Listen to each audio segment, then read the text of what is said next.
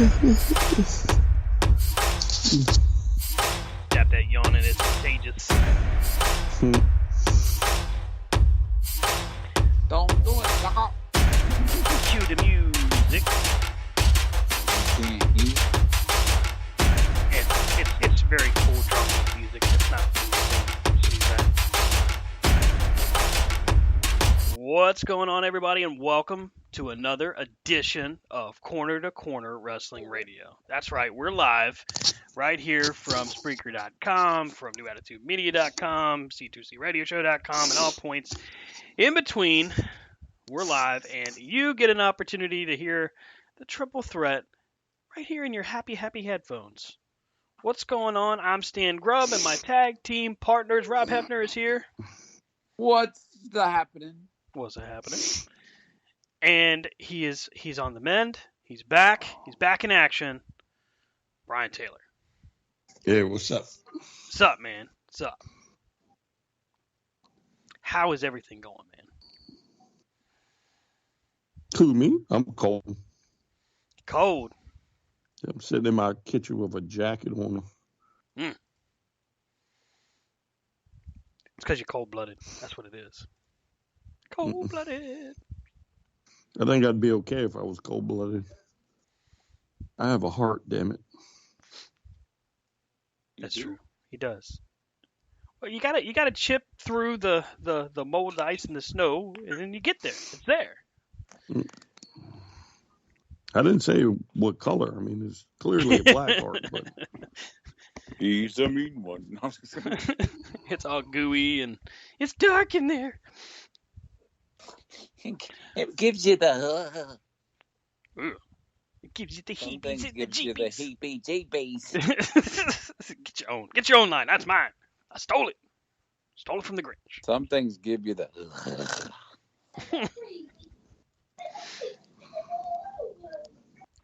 So, guys, we got a lot to talk about. Ring of Honor Final Battle was this past weekend. Certainly a lot to go over. Hey, we've also got some news on AEW's Fight Forever. We got some news on the health and condition of Sting.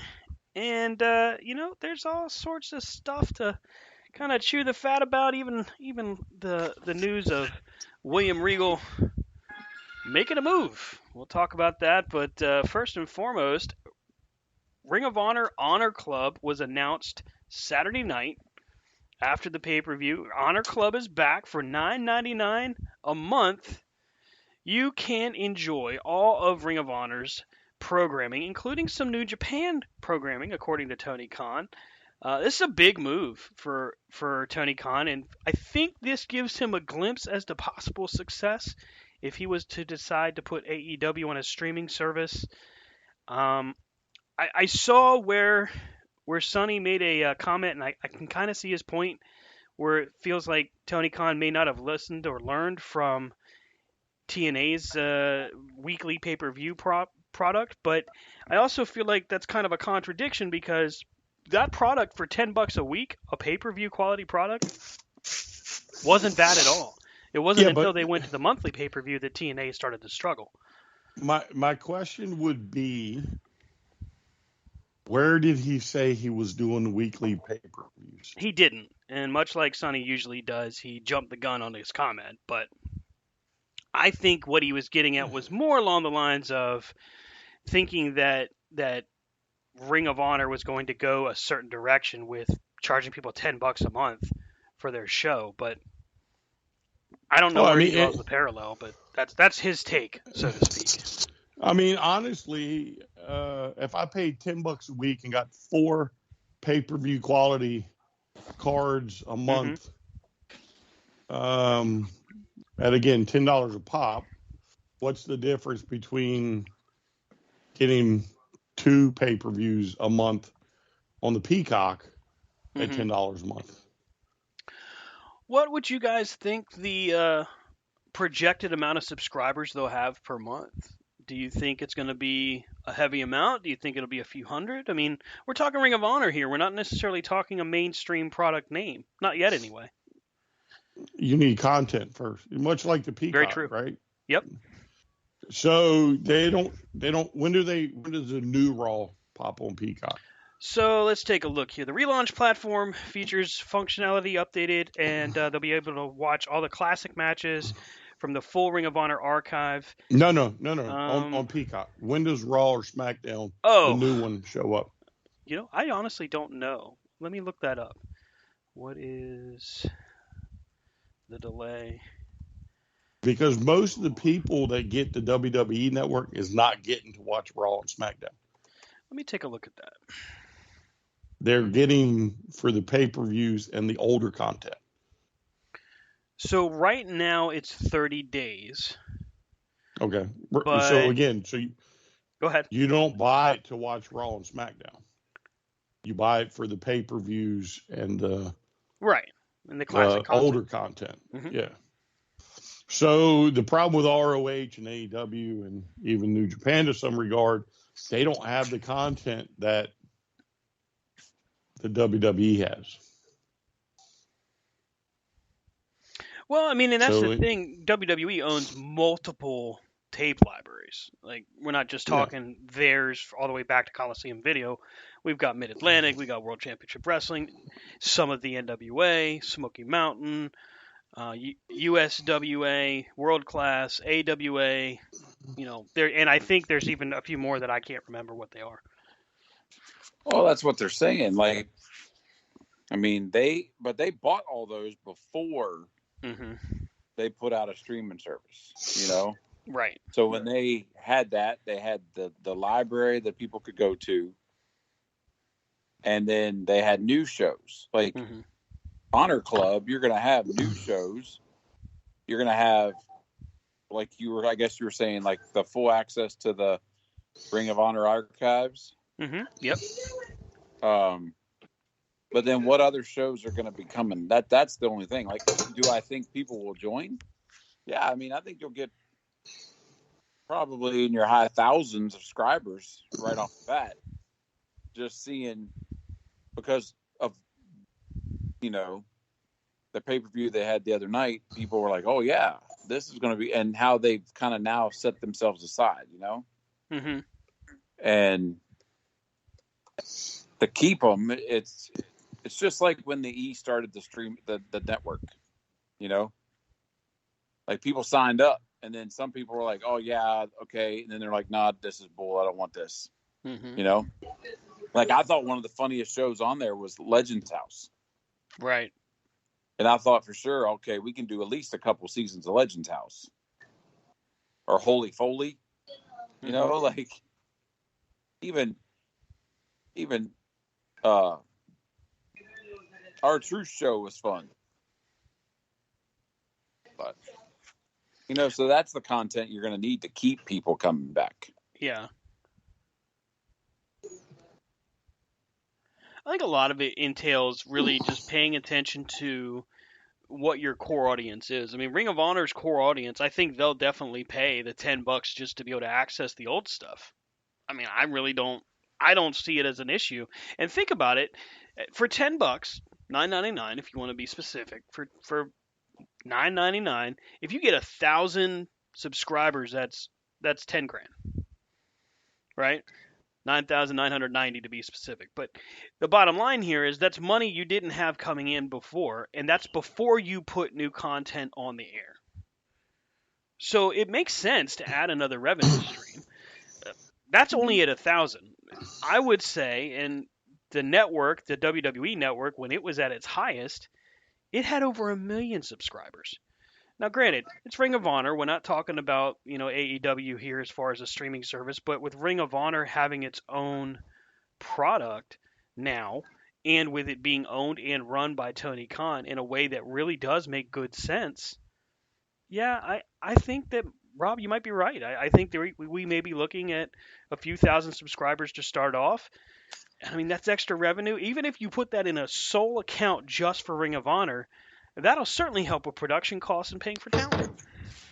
But go ahead. Oh, I was going to say, I think a couple thousand is lowballing, severely lowballing. I think you're probably going to get in the tens of thousands. Not anything crazy, but very easily I could see 30 to 40 with no problem. So even if we continue to kind of put a low estimate there, let's say 20,000 subscribers, that's 200 grand almost, just for that, just for classic content. And stuff you already own. Exactly. And then you put out a weekly show, or you put out a monthly pay-per-view type thing. I mean, you've already got the people under contract. You've already got, you could easily shoot it record it in an arena that, like WWE has done, with 205 Live. You know what I mean? Mm-hmm. Like, here it is. It's all elite wrestling. It's Dynamite. Oh, now it's, because they had dark matches before. I think, like we said, the biggest key is what kind of original content are you going to have? Because even the E, even the network, the WWE network, with as much crap that is on there, and yes, there's a lot of crap, but there's a lot of good stuff too. In this day and time of technology, if you want to watch a they heard you talking about WWE. They like, said say no. You That's want to. I know. They're mad at me. No, but if you wanted to watch the Randy Savage match, right? Right. Randy Savage Steamboat. You don't necessarily need to go to the network and watch WrestleMania 3. In the powers of the internet, you can just Google Randy Savage and Ricky Steamboat, and it comes up. That's true. So that's why I think original content. Well, I look at it like this, and this is where, and although I identified Sonny because we said it in the group chat, this wasn't an uncommon opinion. I did see it a little bit on Twitter and Facebook. But here's the thing. If you do one weekly show, just like Brian mentioned, that's already well worth it. And why not utilize the deals you already have? I mean, they have an agreement in place for Universal. You can tape it with 50 to 100 people. You know what I mean? Even 200 people. Do your weekly shows. And they fill in the gap nicely. I kind of thought about it here just a few moments ago. AEW's pay-per-view, and then there's a Ring of Honor pay-per-view. Then there's an AEW pay-per-view. You know what I mean? He's never doing them 2 in a month. And he's got it staggered in a way that there's always something available for you to watch. And I feel like people are worried from a state of mind like, this is too much too fast. And I can get that, but here's the thing. We're not dealing with, no disrespect, we're not dealing with Eric Bischoff. We're not dealing with the Vince Russo or a Marvin Ward, where these are guys that are just going to blow through that cash and it's done with. We're talking about somebody that is a legitimate businessman. And I don't agree with the folks that say that Tony Khan's living off his father's money, because Tony Khan owns an NFL football club, a major football club over in the UK, and he's been doing this for quite a while. It's not exactly like he just woke up one day and said, I want wrestling companies. No, he's a lifelong fan, and he's old enough and smart enough to know how to do it. I mean, people just need to find another argument. Agreed. With the whole, he's a money mark. Oh, he's got his daddy's money or whatever. I mean, like, he has put out a viable product for 3 years, 4 years now? Yeah. And so this product is here. Like, people may not like the way or whatever. Mm-hmm. But the people are like, oh, it's too much too soon. All right. All of us have admitted that at one time or another, that if Vince had done the WCW buyout differently, we would have still bought 2 pay-per-views a month for a while. Yep. If we had known that if Vince didn't come out on Raw and be like, or Brian would have bought many pay-per-views a month. Yeah, that's fair. That's fair. I like Brian's like, wait a minute. Bank account speaking up. Wait a minute. Yeah, I mean, I was buying 2 pay-per-views. He was. Monthly. And on a rare occasion, there were 3. Yep. Especially if VCW had a solid show. Yeah. But if you're saying, like, if these people are saying no, come on. You're telling me that, I mean, Ring of Honor and AEW have a pay-per-view in the same month, you're not going to watch it? But again, though, what you're dealing with is you're dealing with, once again, two sides of the same coin. Right? That's what people have to understand. Explain what you mean by two sides of the same coin, Brian. It's easy. So Sonny is heads and you're tails. The arguments that y'all have or discussions y'all have, they're the exact same arguments no matter who types the words. If you go back and actually read them. Right? Oh, man, AEW. Oh, man, their roster is bloated. And then, oh, are you kidding me? WWE just signed 3 more people. Right. And they can't even put everybody on TV now. No, that's not. No, they got way more programming, whatever. And you still don't see these people. You know what I'm saying? That's the same thing. It's like I can sit here and tell you what a great pay-per-view Saturday was. Oh my God, I can't. Yeah, Final Battle. I can't remember. Right, I'm old, people. Give it a rest. I did watch the damn thing, but you know what I'm saying? Yeah. Like I could tell you right now after watching it that could very well be a contender for pay-per-view of the year. You know what I'm saying? But then somebody is going to come up with, are you kidding me? That was dumb. There was no build. The match, it wasn't entertaining, whatever. And I think what was a bad WWE one? Too many title changes. Wait a minute. Wait. You said what was one bad WWE pay-per-view? Because there's like a lot. Year. So well, for this year, just name one. Clash at the Castle. Okay, Clash at the Castle. They'll be like, oh no, the Clash of the Castle was pay-per-view of the year, and it was. I mean, we're literally every time there's an argument between wrestling fans now, it's taking a quarter out your pocket and flipping it to see who comes up. Yeah, you're right. It is the same argument every single time. Now that I agree with you. When you said two sides of the same coin, and you've said it many times. I honestly thought you were saying that we were both saying the same thing from the side of like heads. But no, I get what you mean now. Yeah, no, you're just talking at the different sides of your face. Yeah.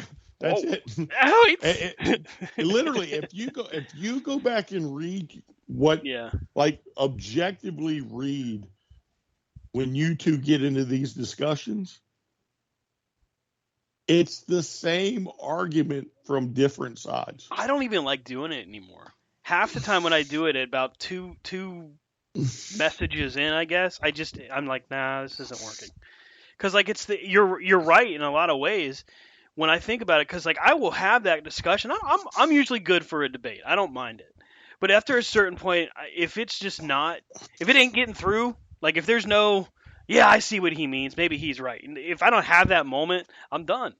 And the more I hear that's laughable, bro, or you just don't know business. And then when you say, wait, you're saying I don't know business? No, I never said that. I'm unplugged at that point. I'm done. Like I don't care what your argument is anymore because now you're just saying the same BS.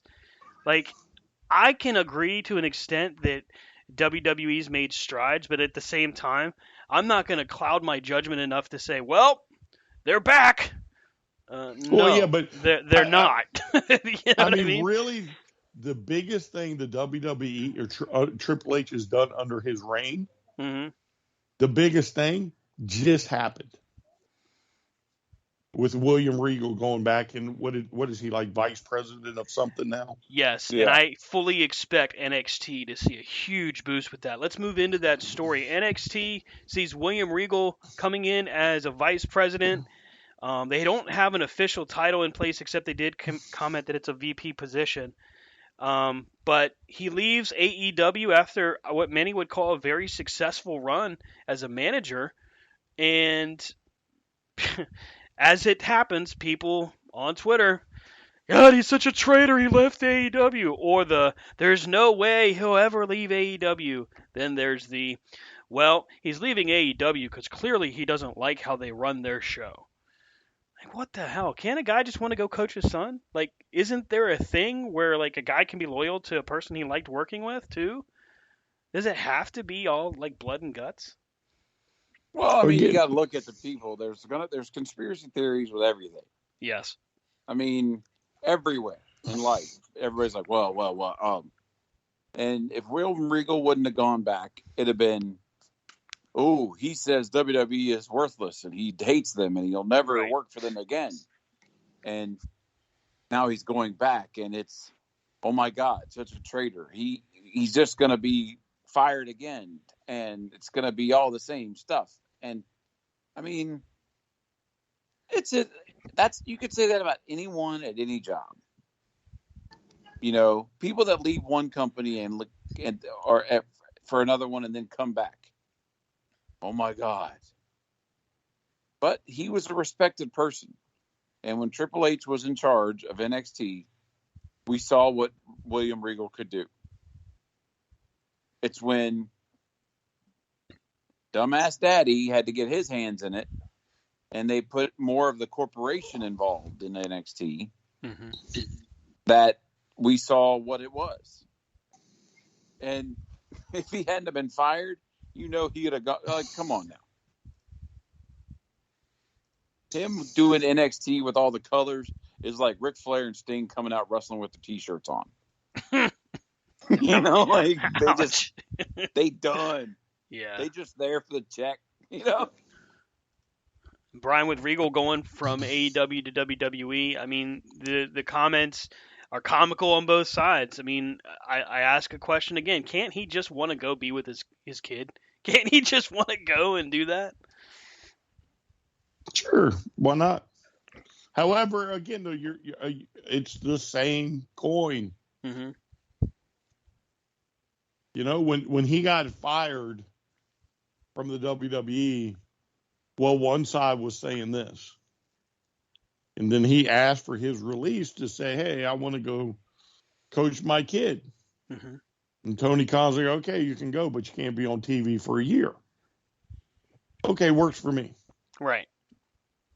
We have absolutely no clue whatsoever that Regal even wants to go back out in front of a camera.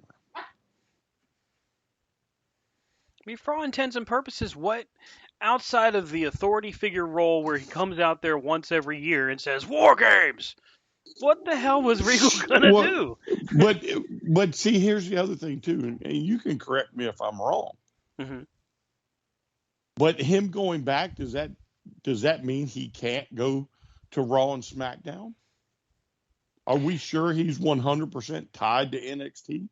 So the only reports I've seen have indicated he was going to be working in NXT. But there's absolutely nothing that says that he can't take a lateral transfer or even a promotion and start working behind the scenes at Raw or SmackDown. The bottom line with Regal is it's a huge pickup for a damn good recruiter. Well, if Triple H keeps him at NXT, it's doomed to fail. Because you have legit one of the smartest minds actively in wrestling right now. Now, again, it's just like Cornette. Cornette is one of the smartest minds out there. But what's he doing right now? He's sitting at home.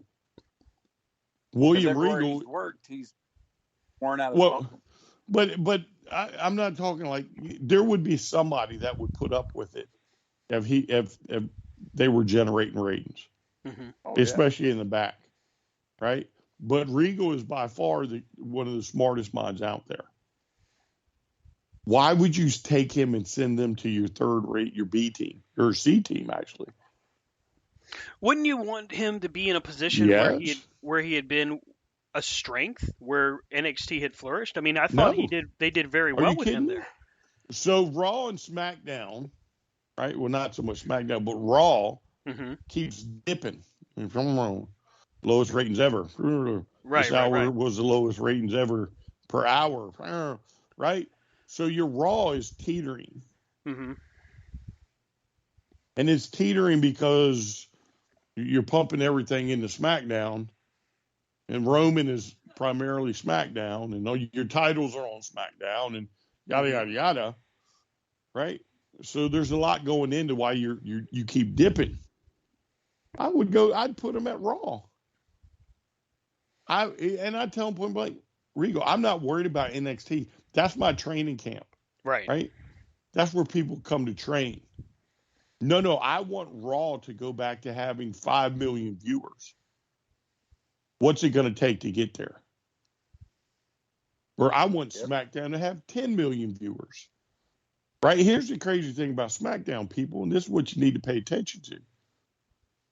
When WCW was bleeding money, like SmackDown is on Fox, Mm-hmm. eventually SmackDown's going to leave Fox. They're $100 million in the hole on Fox. They can't generate enough revenue. That's the world's economy right now. Do you think USA is going to be like, man, sure, let's pump that kind of money into bringing SmackDown on Friday nights back to USA? There may come a point where somebody's got to choose between Monday and Friday. And unfortunately, Monday's going to lose out. Mm-hmm. Oh, go ahead. Oh, I was going to say, there is no way the executives at Fox losing $100 million are just sitting back going like, yeah, we're going to keep them we're going to renegotiate and give the WWE more money when it comes time to renegotiate a contract. You think that WWE is going to go, oh, you want us to lose $100 million so y'all can break even? No, that's not how this is going to work. Right. Well, and what you're saying is basically like Triple H it's going to be contract negotiation time soon, and Triple H has got to give them something to negotiate. Mm-hmm. And right now, he ain't got nothing. And like Brian said, yes, is gaps here. It'll pick back up in just a moment. The same brainchild are running everything, and like it's just I'll say it again. I agree with Brian. Like, it'd be stupid to just leave him on NXT when you've already got Shawn Michaels on NXT, and even he can't figure out who the hell people are. Because now, who's the NXT champs? Tag champs? The New Day. Yeah. New Day. That stinks about as much as Finn Balor coming and taking the belts again. I think there's a lot to be said for helping your top level program and even helping the second tier. I mean, NXT does have Shawn Michaels, and whether or not he's doing a great job or a poor job, he's got somebody that's recognizable in position there. And you can't do everything. You can't manage all parts of creative. And that's what I think my next question that's going to come up here is more about, as Brian says, the same side of the coin, or the same coin from two different arguments. Can Tony Khan handle the creative of both? But before we go to that, Regal going to Raw and helping backstage relieves pressure off of Triple H, because you do have a very intelligent person that understands not just the old school way of doing things, but also has a very solid appreciation and understanding of the new school. So, I mean, if you need somebody to help you to figure out what to do next, it is a no-brainer to put a guy like William Regal in that position. Well, I mean, go ahead, Rob. No, I was just going to say, like, you got the people all at the table right now with SmackDown and Raw are the same ones who were at the table at some point. Am I wrong? Like, you got Road Dogg, you got different people at the table that have been at the table. And who hasn't been at the table? Mm-hmm. And sometimes you need to bring new people in because, damn it, you can't reinvent the wheel with the same people there. Well, that's like taking a business and changing it, but keeping all the leadership.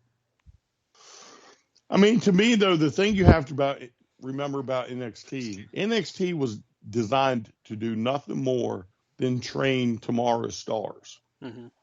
Right? It was never designed and should never be looked at as trying to compete with any of the major shows. Now, you might get lucky, like in NXT in its heyday, when your biggest stars were on NXT, or your biggest future stars were on NXT. Mm-hmm. However, once again, it should be designed for what it was. It should be run for what it was. Great wrestling, learning how to wrestle, getting a promo or two here and there. It should not turn into Raw and SmackDown, sports entertainment. Because that's where your lore is going to disappear. And that's what's happening now. We're trying to turn it into sports entertainment. It's not sports entertainment. Oh, yeah, you were cool enough to take it on the road a few times. Mm-hmm. But how'd that work out for you? Are you gonna pick it back up and start touring again? I mean, if you don't do certain things or you're not ready to do certain things, it is what it is. It's just to train the future, to develop a fan base. So when they hit the main roster, they already have, people backing them. But again, what do we do when they hit the main roster? We change the name. Mm-hmm. So you take everything out of NXT, you ball it up and you throw it away. They still don't know NXT what to do with them. If you took Braun Breaker and, send him up to the main roster, I bet you he gets a new name. And he's your Better biggest have star you Steiner got in right it. now. Well, you'd think he'd have Steiner in it now. Right. But that's Breaker. Breaker is Latin for Steiner. Jeez, stop.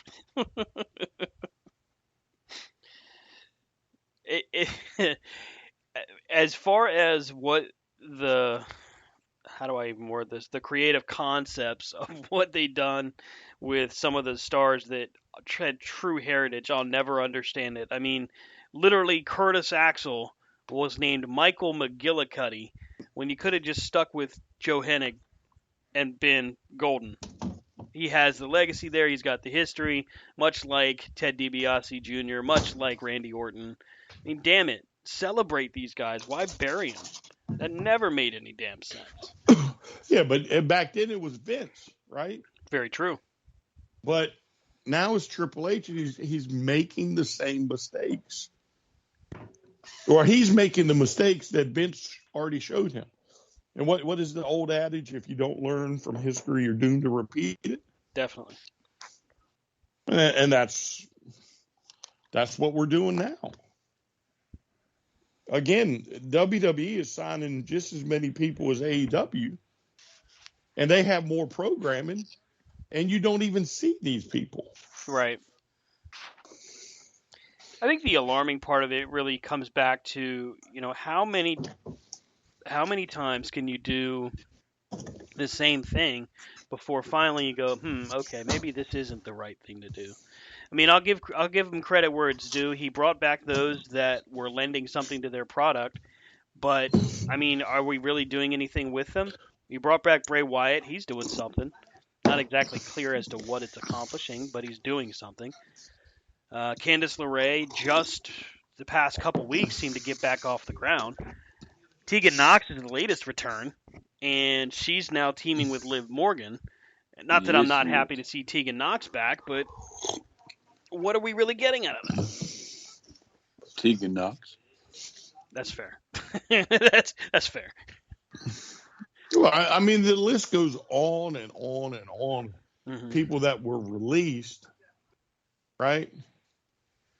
And then, they're going back to the WWE, and the WWE fans were just screaming for them. Mm-hmm. Braun Strowman is one that comes to mind. And what have we done with Braun Strowman? I mean, didn't he lose to Ricochet? He did. And I mean, no offense, but 3.5 years ago, this guy was indestructible. And now you bring him back and he loses to Ricochet. A lot of people have said that was stemming from Braun's comments about the flippy guys. Great. But however, he still lost. You fired Braun Strowman because, whatever Budget reason cut. Well, that's what they say. I think they got rid of him because they realized they screwed up with him and they couldn't push him no more. Mm-hmm. And now here we are. You bring him back, and guess what you did? You can't push him no more. So now we're in the same boat. Bray Wyatt. I would have, the amount of fanfare behind Bray Wyatt right from Jump Street, he would have weaseled his way into a title shot, and he'd have gotten a title. Mm-hmm. He doesn't have to hold it long, right? But he would have gotten a title, and it would have come off of Roman. But here we are, a month later?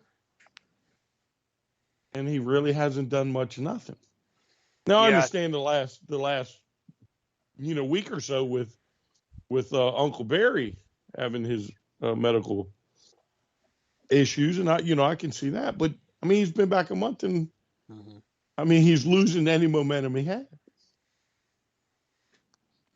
Well, and this is the problem you run into with having a roster that is just, you can say it now, it's bloated again. Sure. I mean, they fired all those people, and to your point, a lot of the people that got fired, they could have just acknowledged they just didn't have anything for them to do, which would have been fine. I think a lot of people, if they had just told them, I'm sorry, we don't, there's nothing we can do, we don't have any creative for you, people would have accepted that. But no, it's the middle of a pandemic, so you fire them and claim budget cuts, and everybody gets upset. Okay, fine. It's done now. We're 2 years after that, and now you bring them back to do nothing. Well, now it makes the fact that you brought them back actually look stupid, which is sad because nobody wanted to see a lot of these people get fired. And next up, in this coming month, guess who else is rumored to be coming back? Matt Cardona and Chelsea Green. Now, Matt Cardona said the other day when he said he's not going back.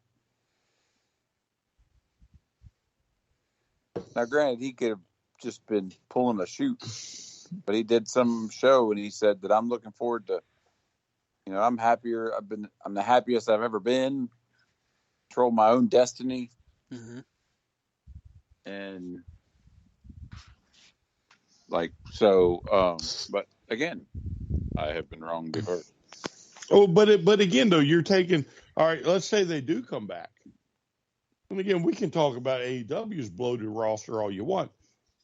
But, again, the whole coin thing, when people talk about AEW's bloated roster, they pay no attention to what the WWE is doing. Right. So somebody explain to me, if you bring back Matt Cardona, who's had one of the hottest, probably year and a half of any wrestler on the planet, right? What are you going to do with him? Is he the one that's going to beat Roman? No, probably not. So then you're going to have to figure out a way, well, how do I get the belt off of Roman, get it to somebody that I can maybe have Matt Cardona beat, and give him a run at that title just to see if he can pay off, with the big one. Because, I mean, again, he's had a hell of a run for a year and a half or whatever it is. Definitely one of the hottest indie runs for anybody that got released. Yeah. And do I think if Drew McIntyre can go back and win the world title, so can Matt. And I think it'd be a hell of a story for Cardona to come back. Shit, have him come back at the Rumble. Maybe he's in the Final Four, right? Give him a program to go through Mania. Then at SummerSlam, have him beat Cody for the title. Yeah, but how are we going to get? You got to get the title Cody first, right? Cody's winning the Rumble. I'm saying it now. Cody's winning the Rumble. Okay, so we got Cody and Roman at the Rumble, and we also have, until somebody says otherwise, Roman and The Rock. Roman's working twice. He's working night 1 and night 2. And he's just going to. No, it's 2. And you think they're just going to have him lose both titles? I don't think that Roman will lose to The Rock. So I think he'll defend a title against The Rock, and he will lose to Cody. Okay, he'll lose a title to Cody. Okay, so then what's the point of The Rock? I don't know. Box office draw, I guess.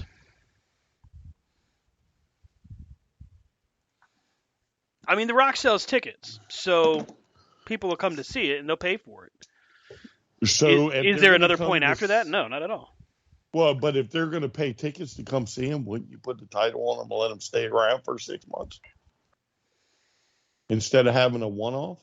Because the interesting thing about WrestleMania, mm-hmm.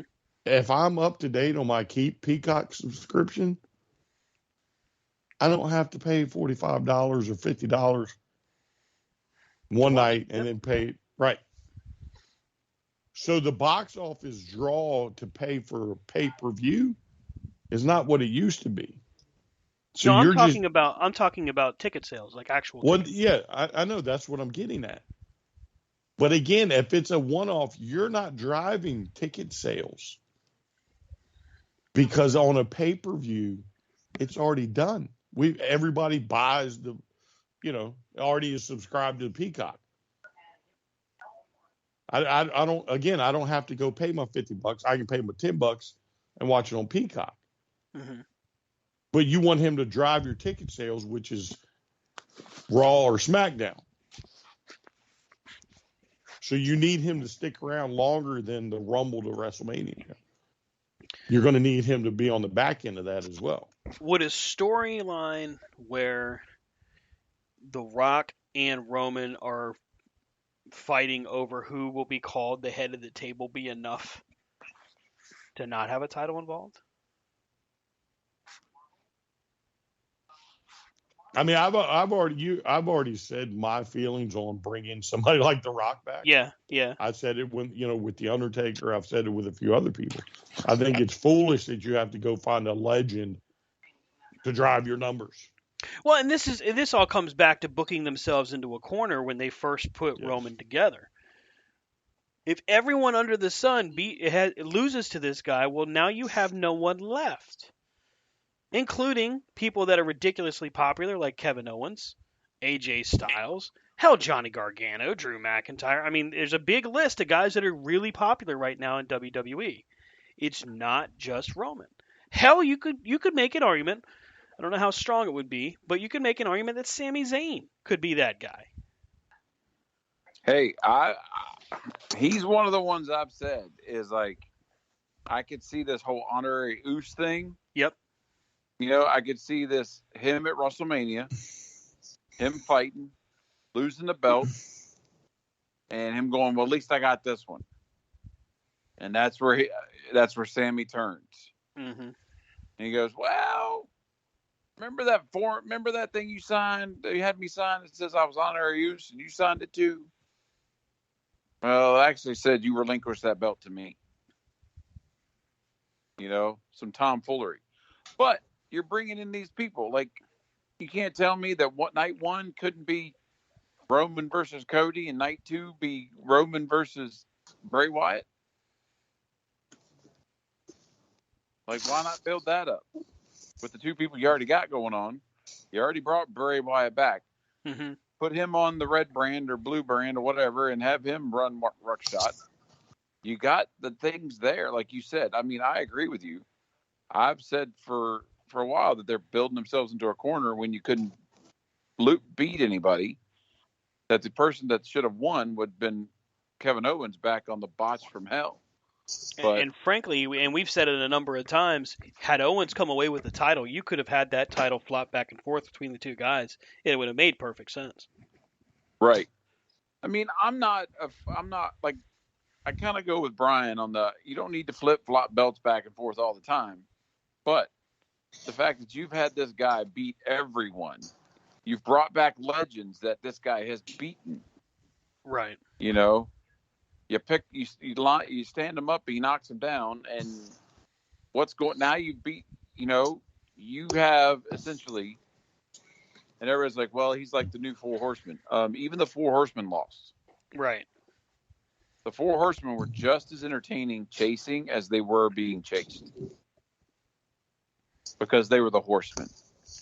It does seem like the chase itself is a lost art. Well, you take the belts off the Usos, nobody gives a shit. Nobody gave a crap about the Usos before they put the belts on them. Because they were over. People are done with them. You know what I mean? Right. They had moved on to the New Day. And then New Day had that problem. Everybody's like, oh, well, here's New Day again. Woohoo.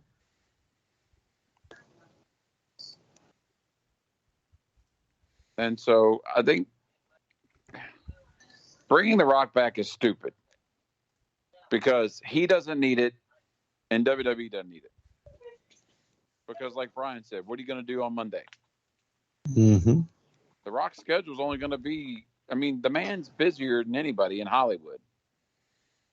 I don't understand how he, one, stays home, or two, sleeps. You know? I remember one time looking at his IMDb page, and he had 17 projects in the works. Oh, and a football franchise. Oh, and never mind the fact there's still rumblings that he might be running for president someday. And a tequila and an energy drink. Exactly. And a production company. He's just a little booked up. Just saying. Well, I mean, again, though, if there's not a payoff in The Rock's favor, it's dumb. I mean, here's the thing, right? So the world itself, the economy itself, is not what it was in the 90s. Just because The Rock, you think, may sell tickets, that doesn't mean he's going to drive ticket prices up. Unless there's a reason to come watch him. Mm-hmm. The only thing that you can do is have him take the title from Roman and have Roman chase him back. Because we all know that it's not going to be Sammy that turns, it's going to be Solo. Because again, Rome is not his chief or high priest or chief or whatever. Mm-hmm. You know what I'm saying? That's The Rock probably. Okay, so now we have the possibility to have tag team matches. And, The Rock, I'm sure I can go find a third person that's, been more than happy to beat up Roman Reigns a time or two and maybe John Cena. We can have some nice 6-man matches. Oh, hey, maybe I can get Kevin Owens and we can have ourselves a great 8-man tag match. You know what I'm saying? There's a lot you can do with The Rock, but it has to go past WrestleMania. If Roman beats him at WrestleMania, there's no point to go past that. And then there's no way in hell that people are going to believe Cody beats him tomorrow. Yes. Well, and that's the thing. That's where I get tripped up. Now, granted, what I'll identify for us folks is that the only thing that we've been able to identify from rumor and news and all of that is that The Rock is supposed to be at WrestleMania, and that it's supposed to involve Roman. Right now, when I say that The Rock is scheduled for facing Roman, that is the strong rumor coming out of multiple resources, but none of this should be taken as complete fact. Let me just identify that right now. Because as we all know, well, there's the obvious, card subject to change, but there's also the fact that we've not seen The Rock on WWE television, confirming any of this. We can, however, confirm that John Cena is scheduled to be back at the end of December. Yes. Now, before we go further, allow me to put the disclaimer out there. Sure. We just Meltzerized this whole thing, should it take place. Right. Pay us $10 a month, please. Yes. Well, shit, you pay Dave. Pay us too. And that's how easy it is, folks. You just take a guess. Yeah. Yeah, but I mean, I told you I plan on starting at the Rumble and going forward. I think that's the smartest bet. Yeah, you throw Rock in the mix, and it's a one-off. What's the point of watching WrestleMania? Because Rob's got a point. Well, Braun Strowman couldn't beat Roman. Finn Balor couldn't beat Roman. I mean, any number of people couldn't beat Roman. And it's going to be Cody that beats Roman? Cody. The guy that's been on the shelf for, what would it be by then, by the time you hit Rumble? Hey, nobody is months? better. Nobody's ready for the months? Codyverse. 8, whatever it would be. Yeah. But it's Cody. It's Cody. Cody's going to topple your biggest star. And he's had 2 matches for you. And the second one was kind of lukewarm because it was kind of a little lackluster.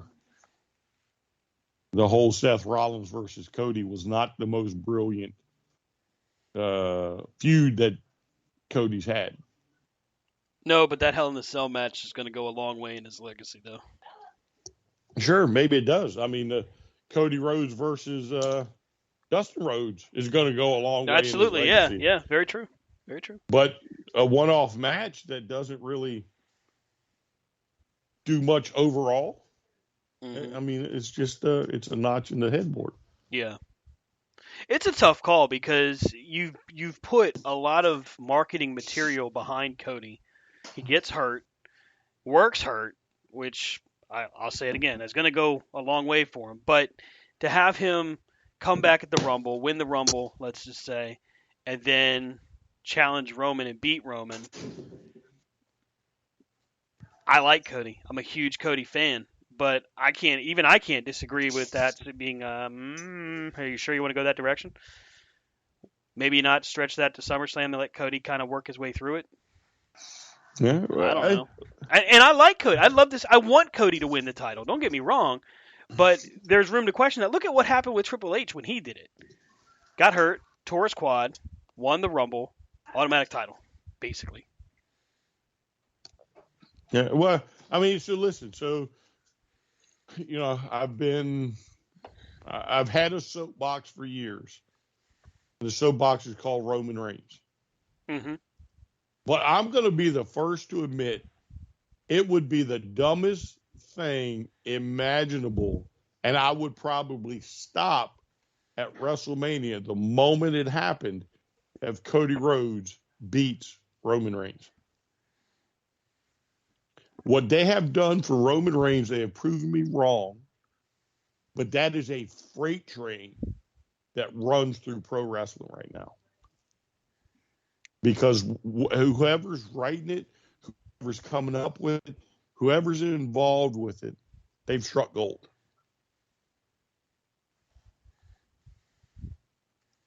And I think it would be the dumbest thing imaginable for Cody to beat him. So you mentioned Bray Wyatt earlier, and I do want to talk about Final Battle, and I do have I want to touch on that question I asked about Tony Khan, but you mentioned Bray Wyatt. Is that where you would go creatively into Mania, or would you go a different direction entirely? The way Bray started this second go round, I don't see how you're going to build up momentum with him for WrestleMania. I mean, that's what it's going to take. It's going to take putting butts in the seats. If they don't start doing something with Bray Wyatt, other than these little vignettes or him out there talking about, how real it is to him or whatever it is. His feelings. Yeah. It's going to fizzle out. And you'll have lost another golden opportunity. He's got to run rush shot at the Rumble. He's got to come out and do what he's done before and fuck with people's minds and win the Rumble that way. Not with the weird worms on the screen, but just, that's the only name I thought of that was like out of, because you can't do, by God, if Drew McIntyre gets another championship title shot in the next 2 years, it's too soon. I mean, right now, Drew McIntyre should be battling for the 24/7 title. I mean, they've given him how many title shots against Roman? Mm-hmm. I mean, that's like feeding Paul Orndorff to Hogan in the 80s. Yeah, the bad part is, right, when we talk about Roman, how we say we painted themselves into a corner with him because he didn't lose enough when he should have lost. Right. I want you to think about that. If they decide to take the title off of him at WrestleMania, that will probably be the biggest WrestleMania moment since Hogan slamming Andre. I want you to honestly think about that. That's how big that moment will be. And if they do it both nights, Like if you take the guy from the mountaintop and then all of a sudden, boom, you start kicking him down the hill, you lose one. Like saying like he fights both nights, and loses. It's like Brian said. Damn. So if Roman is Andre, you're going to hang your hat on Cody being Hogan? It's a big question. Could Cody be that big? Now I'm not going to say that he's not a big star, but could he be that big? That's what you need. Yeah. Is there anybody right now in the current atmosphere that you could feel confident moving into that position? No. Like we talked about Bray and how I wouldn't say he's been, handicapped, but he's definitely been hindered by the slow build. Drew McIntyre's out hurt. We don't know when he's coming back. Cena is only here for a short time. It's not going to be him. Everything I've seen and read about Kevin Owens indicates that it's going to be him and Sammy at Mania against the Usos, which I'm okay with, but okay, you're running low on guys here. You don't have enough build for AJ Styles. You don't have any build for AJ Styles to get to there. Brock would be a horrible move. Listen, the Rock, I don't think it would make any sense there either. The person that you would need to dethrone Roman is not even on the roster. He's not even going to be able to attend. And, that's what you did. You painted yourselves into that corner. Rob's got a chance point. You could get CM Punk to come back into it, but, right? You can't even have maybe. CM Punk do it. Yeah. You can't. That's an interesting argument. I like that. With a Horseman style run that they have going on. Mm-hmm. But Rob is also right in the fact that Flair would lay down to an indie wrestler if he was told to do it. Right. Or if he needed to get out of that state alive. Yes. And he did it on more than one occasion. Mm-hmm. But you didn't do that with Roman. Flair would lose to Sam Houston, and I'm sure he probably did. Flair lost to Hawk, a tag team wrestler, during the Great American Bash, if I remember right. Flair lost to Morton on more than one occasion. Dusty, Magnum, Nikita, Ronnie Garvin. I'm sure you throw Jimmy.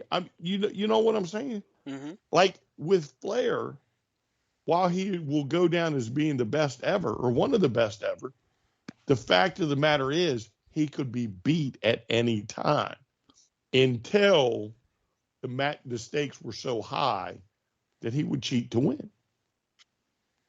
Roman should have been beat more than one occasion by now.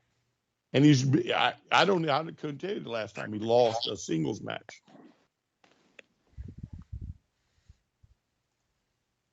And that is Vince's doing, but it's Triple H's doing for continuing it.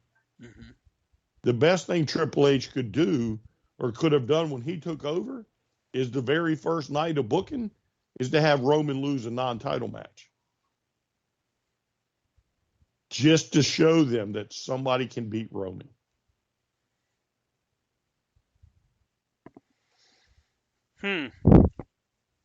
See, I would have just come out and just total did a reset. Like, hey, whatever y'all know, we're moving on. We're doing different, But like we said all night, who you're going to have to beat him? You've made him unbeatable, And I can't believe I'm going to say it, but like Roman losing is almost to the point of the Undertaker streak. Mm-hmm. Wow. Like when he loses, it's going to be like, holy shit. But we all know it's coming. But it has to be the right person. Right. If it's not the right person, then it's not going to work. I would make sure there was a Money in the Bank contract somewhere in there between now and WrestleMania. Or earlier in the night. Night 1, Well, there's money in the bank, and then night 2, he could cash in. Yeah. But you see what I'm saying? I Mm-hmm. would get a Money in the Bank in play because that's probably the only way you can dethrone them is by, like, if you want Cody to get the title, get him Money in the Bank. Have him face The Rock, and The Rock, at the end of the match, rock bottom. Have him do it 2 or 3 times. Yeah. And then hold his hand up and then, tell Cody to come out there and let Cody pin him that way. That'd be great, actually. The Rock just looks at him and going, I'm the tribal chief, bitch. Yeah. The tribe whatever, but he can beat The Rock. The Rock can get mad, drop him. Here comes Cody for the cash in. Well, thankfully, at least, it won't be Austin Theory. That would have been the worst. Well, he's the greatest U.S. champion now of all times, or whatever it is. Well, I mean, that's like how do you, if that's not the true feelings of Triple H towards Vince's booking, right? Oh yeah, stepdad, this is what I think of your boy. Yeah, but didn't he get isn't he still fighting for titles? He's U.S. champ, but I mean, what better way to shelve somebody but to give him a title that doesn't mean shit and just put him in the sideline? First, you have to punk him out with his guaranteed shot. Make him acknowledge that he was stupid to cash in, which was hilarious, by the way. That him being on Monday Night Raw and having an interviewer say, "Don't you think that was kind of ill-advised?" And he just has to sit there and take it. It's like, Jesus, that's rough.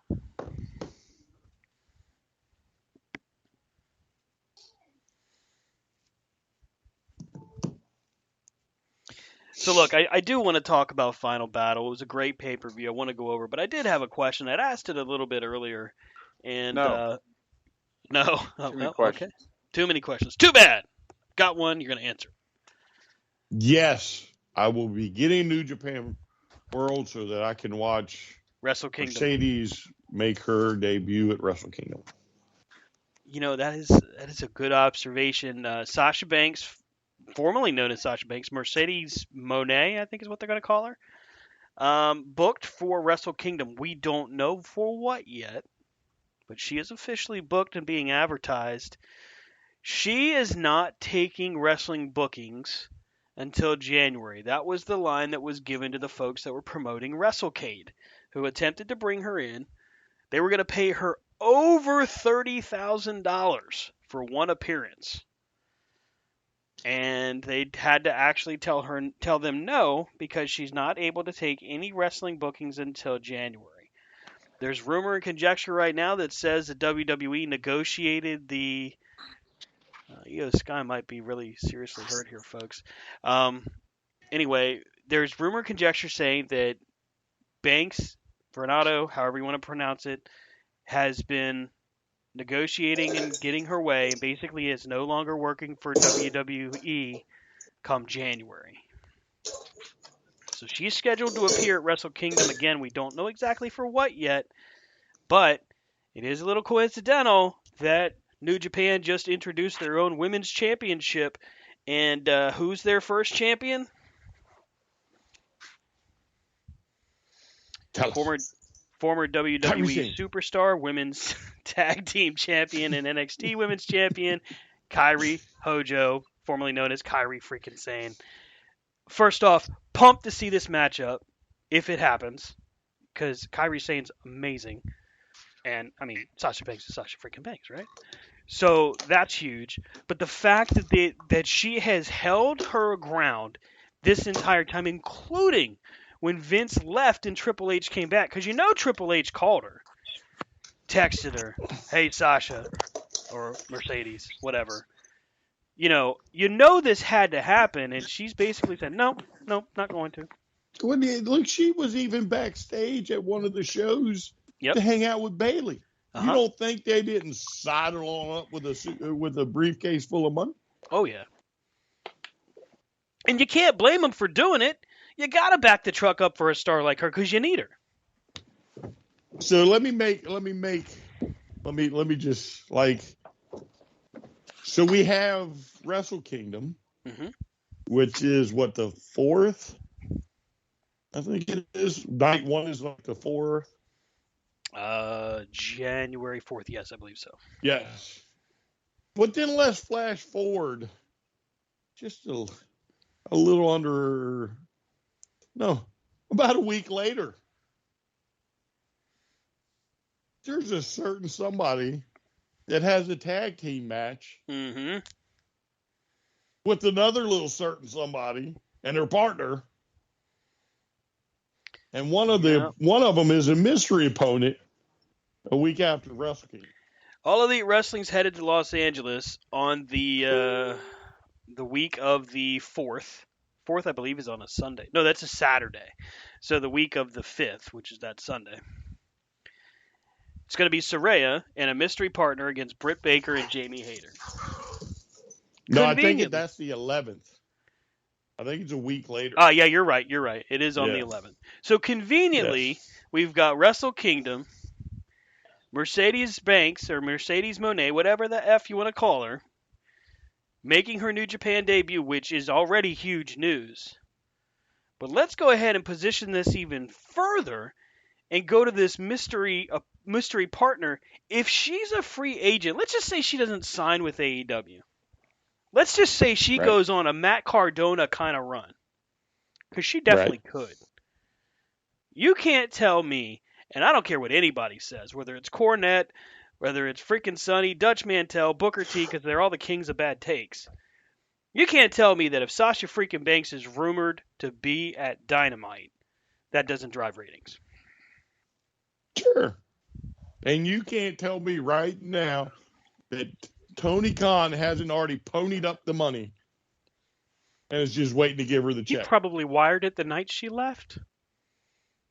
He's like, I will put it in a Swiss account for you. When you're finally free, log in. Here you go.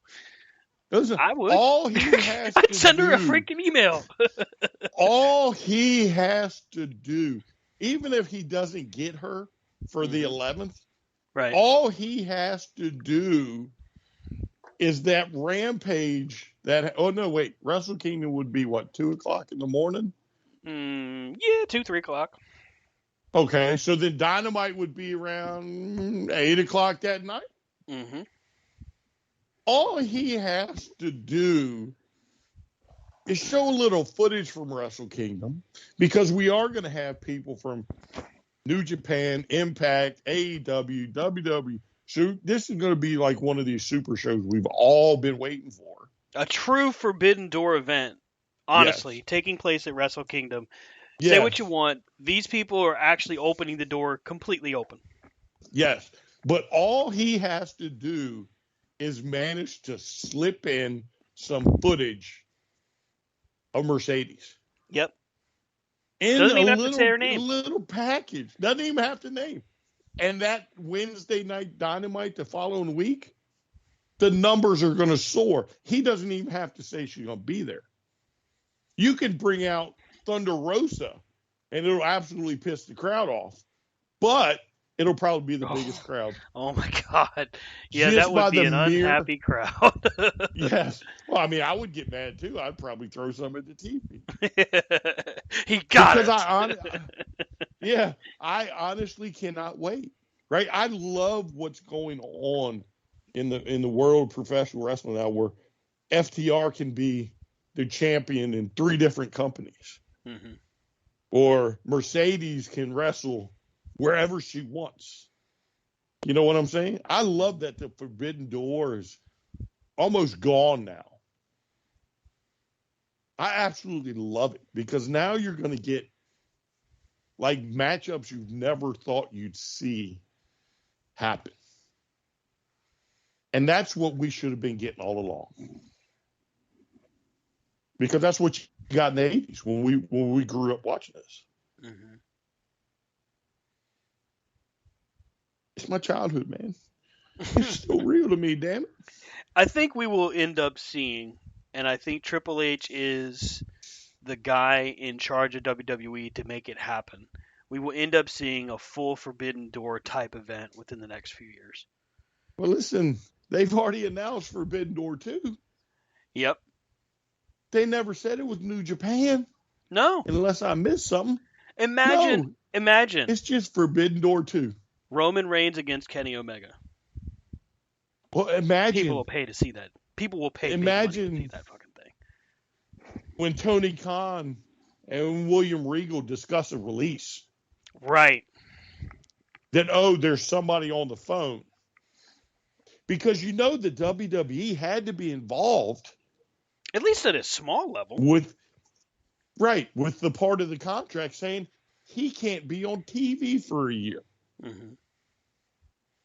So, hey, Trips, let's do something that nobody ever saw coming. The two biggest federations in America, let's have at it. You don't think we won't go from 1.5 million viewers on a weekly basis to back up to 5 million in a week if WWE wrestlers appear on AEW or AEW jump the rail on WWE? Sadly, Within there's a no week. Kenny Omega to the Royal Rumble rumors this year. Damn it. Doesn't feel like Rumble now maybe it's the yet. time to do it. Now maybe it's the time to do it. Put it in the ether. Kenny Omega to the Rumble. Kenny Omega to the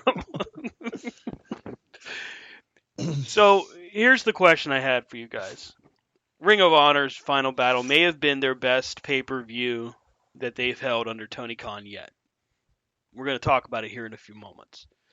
And now Tony Khan finds himself in a very unique and interesting position, but also a challenging and perhaps difficult one, because now not only is he head of creative for All Elite Wrestling, almost to 4 years now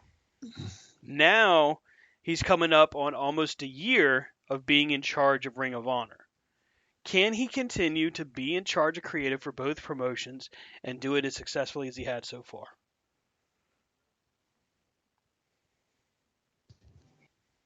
The question would be, why not? Why couldn't he?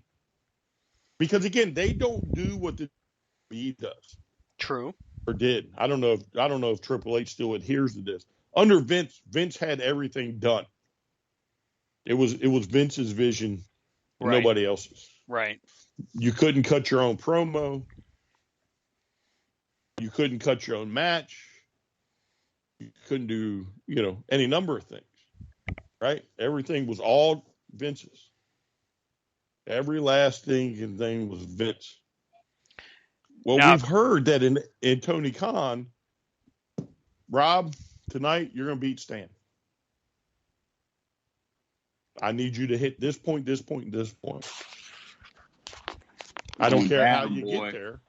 Yeah, I don't care how you get there, but this is what I want you to do. Now run along and figure it out.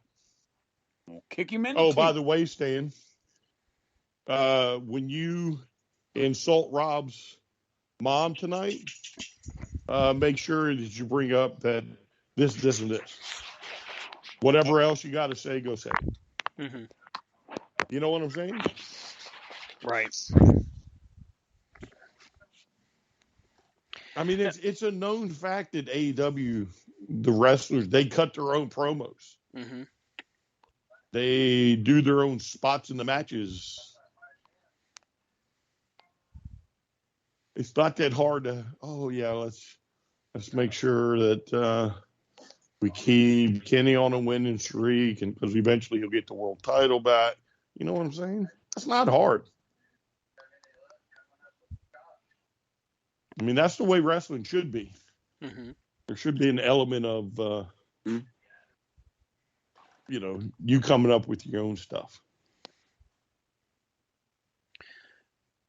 With what Tony Khan has managed to do with Dark, Elevation, Dynamite, and Rampage, I mean, there's evidence there to say that he has an idea as to how to run his company and operate 4 shows. He has a creative vision. So I don't think there's necessarily a question of that. It's, okay, now let's add to that one more weekly show that we know of, and continue to book we'll just say quarterly pay-per-views, because I think that's on the model he's going to stay with. And he's got to manage Honor Club. At least he's got to have somebody manage it for him. We haven't been given a lot of insight about who his brain trust is. Previously, we were told that it was Cody and the Bucks and Kenny Omega and sometimes Adam Page.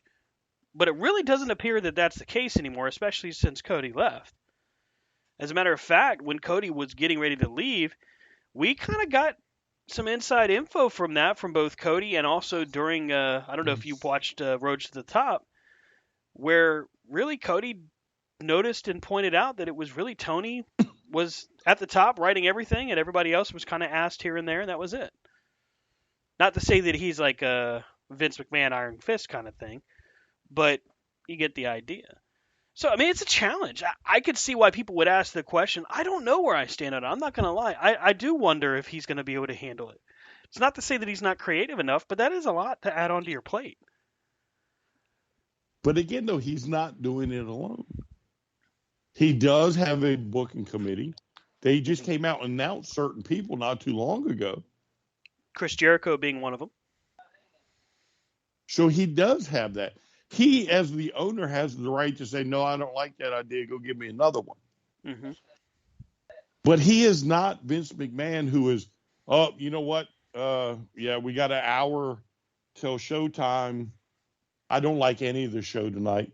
Scrap it, redo it. And redo it. And you got 30 minutes. He doesn't do that. Again, Rob, you're going to beat Stan tonight. Go cut a promo. Why's Rob Stan in his is going to talk about your mama. Come up with something to talk about him. Yeah, your mama sucks. You know what I'm saying? Yeah. Like, I understand that that's, probably not what people are looking for. But if that's how he does it, hey, go cut the promo. And we knew this going into AEW, that the promo and certain things were going to be up to the wrestler. That's what was good. We knew this going in. Mm-hmm. Tony probably doesn't touch too much of the promos, other than don't drop F-bombs. Right. Unless you're MJF, and then you can drop them all you want. Only during media scrums. Yeah, only during media scrums. Yeah. Good Lord. But you see what I'm saying? Like if I hit him creative and I'm like, okay, so we got I don't know, Death Triangle versus the Elite again, and let's see, Death Triangle's up 2-1. All right, so I'm talking to Kenny and I'm talking to the group, and hey, go tell them I think this will be cool, and the Elite are going to win. And I really want to see this series of moves or something. I think it'd be kind of cool. Now you go, Christopher Daniels, go tell him and help him through. Right? He's not like Vince where I'll lay money he's not like Vince where he is writing out move for move or word for word what somebody has to recite. And going back in an hour, did you memorize your promo word for word? Mm-hmm. You okay, well, tell me your promo. No, you missed something. You got to do this. Now go back and remember it and come see me in an hour. You see what I'm saying? Mm-hmm. Sure, it's got to be hard, but again, he's booking the matches, but he's letting others put the filler in there. Lord knows he's got the people there for it. Jerry Lynn, Dean Malenko, Chris Jericho, Christopher Daniels. I mean, these are some really, really smart wrestling people. It's not like he doesn't have the room there to ask folks for help. Rob, did you have a differing opinion, or are you pretty well in agreement there? I pretty much agree.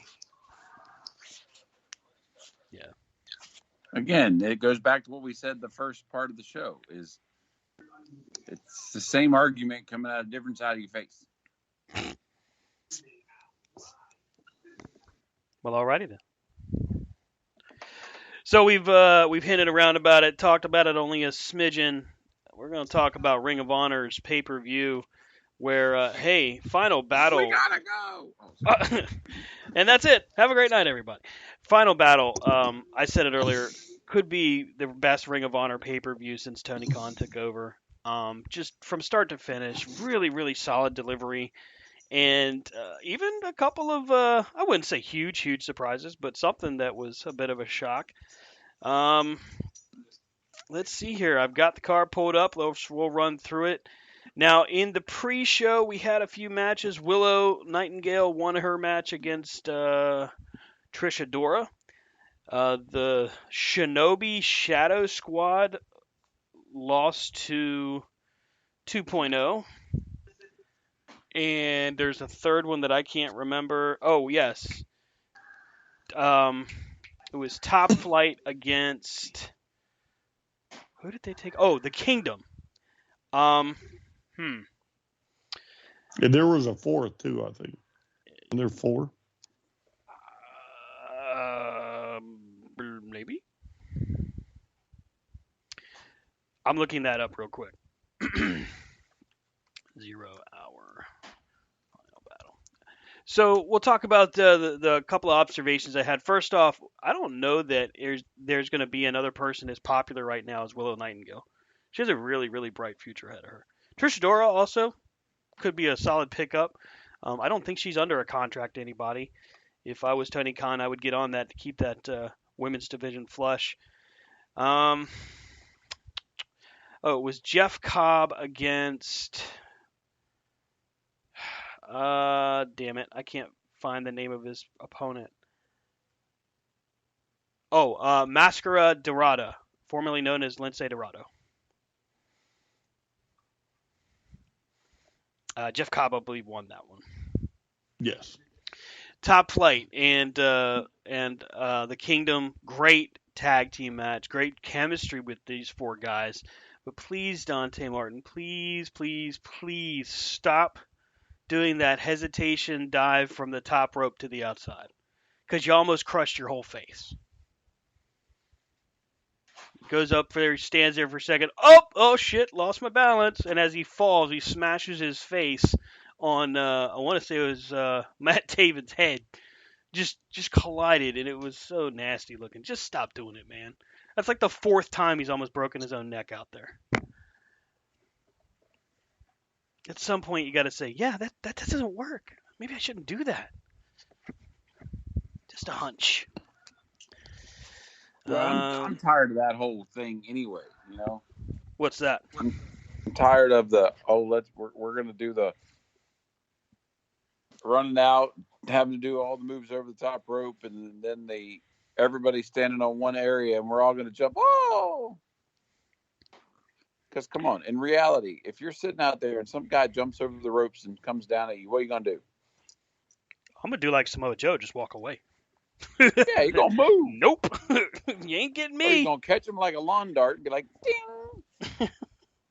You're not gonna be like, oh, let me catch you and let me take your heel to my forehead.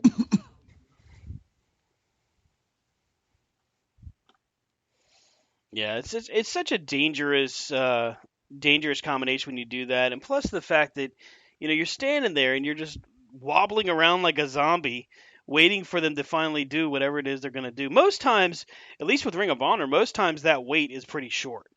So it's only on this. That's the only spot that stood out to me where I was like, Jesus, just don't do that anymore. I don't want to see him get himself really seriously hurt or hurt someone else. Brian, any thoughts of the pre-show of 0 hour? I do think that the Kingdom and Top Flight do work very well together. I wouldn't mind seeing that match again, too. Yeah, I know. I'm pretty sure I said in the chat that I thought that was one of the Kingdom's better matches since they were in ROH. Honestly, one of the better matches for Top Flight, too. So starting the official pay-per-view, we had La Facción Ingobernable, which was Dralistico and Roosh against AR Fox and Blake Christian. Man, huge fan support for Blake Christian. I think the chants of All Heart lasted pretty much the majority of the match. Like the fans were screaming it. It was pretty impressive. But this match kind of ends on a question mark, so to speak. We get a 450 by AR Fox. Blake Christian dives outside. Fox makes the cover on Dralistico, and it really looked like Dralistico was supposed to kick out at 2.9, but nope, he didn't. He kicks out at 3.2, and the referee counts the fall. This one was really, I didn't think it was a bad match per se, but the finish was definitely like, what the hell just happened? Oh yeah, I mean, I thought the match was great, but that finish, ooh. Gotta be careful. Yeah, I mean, I've been in the spot of the ref before, but you also got to kind of learn to maybe slow down just a little. Yeah, that's a tough situation because referees that I'm aware of, and Brian, let me know if I got it wrong, but your basic training is, hey, you count it like a shoot. If they don't kick out, they don't kick out. Yeah, I mean, yeah, they don't kick out. But again, if you got to watch your cadence and all that stuff, and yeah, there's a way to kind of slow it up a little bit. Plus, his positioning could have been a little better too. He wasn't exactly in a spot where he could have seen the shoulder if he had to claim he saw it. Yeah, I mean, you can let the forearm hit first, and you know what I'm saying? Right. Like there's ways around that, but I mean, I'm glad that Roosh and them stood up for themselves and beat the tar out of everybody. Yeah, Roosh officially is suspended from Ring of Honor, by the way, after for a week. Yeah, after he and Dralistico beat the shit out of everybody with chairs. And when I say that, I'm not embellishing. They literally just went out there and smacked chairs over the guys, threw them through the guardrail. It was kind of ridiculous. Well, but all right. So what's interesting, right, is because of what comes after, you know what I'm saying? Yeah. It's possible that played out the way they wanted it to. Because, I mean, they really beat the tar out of everybody after that match. Mm-hmm. I'm shocked he didn't beat the ref up because one of them had him by the shirt at one time. Yeah. So next up was Mercedes Martinez defending the Ring of Honor Women's Championship against Athena. Athena has on AEW made a successful heel turn, but that didn't matter worth a damn here because this was Athena's night and the crowd knew it. She had their support from the very beginning. Yeah, it was crazy. Like, I didn't expect it to, like, them to start booing Mercedes. No, me neither. And it was loud. It wasn't just a little booing. It was loud. Yeah, because, I mean, she even started playing up to it there for a while. Mm-hmm. But, I think it's due. I think Athena is one you can give a title to, and it benefits the company, not just her. And so I'm glad to see she won. And this is Athena's first major world championship, although honestly I'd count the NXT Women's Championship as a major title. I'm happy for her nonetheless. And the match actually was really good. I really enjoyed it, and it was paced well. The fans, I don't know that I'd have envied the position they were in to follow that kind of messy finish with the tag match, but it did the job. It was good stuff, and it kept your attention the entire time. Yes. Swerving Our Glory against Shane Taylor. Is it Shane Taylor Enterprises or Promotions? I think they called it both. Either way, Shane Taylor and JD Griffey against Keith Lee and Swerve Strickland. Man, this was kind of a tale of two stories, right? You got Keith Lee against Shane Taylor, which, yeah, that we have to see again. And then we've got, Swerve Strickland and Keith Lee. So these two stories are running head to head. I don't think I care as much about Swerve and Keith Lee. I want to see Shane Taylor and Keith Lee go at it again, because these guys, I mean, for his size of Shane Taylor, he moves ridiculously well. And I mean, Keith Lee is Keith Lee. You're not getting away from that. Yeah, it's crazy. Like the four of them, I want to see all four of them go at it. Yeah. And in just different singles, like single matches, and then when it's over, the four of them join together, and then just start wrecking people. I mean, you could still do it. You could still pull it off. Have we seen JD Griffey before? Because I don't think I ever had. No, I think they said he just got signed or something. Yeah.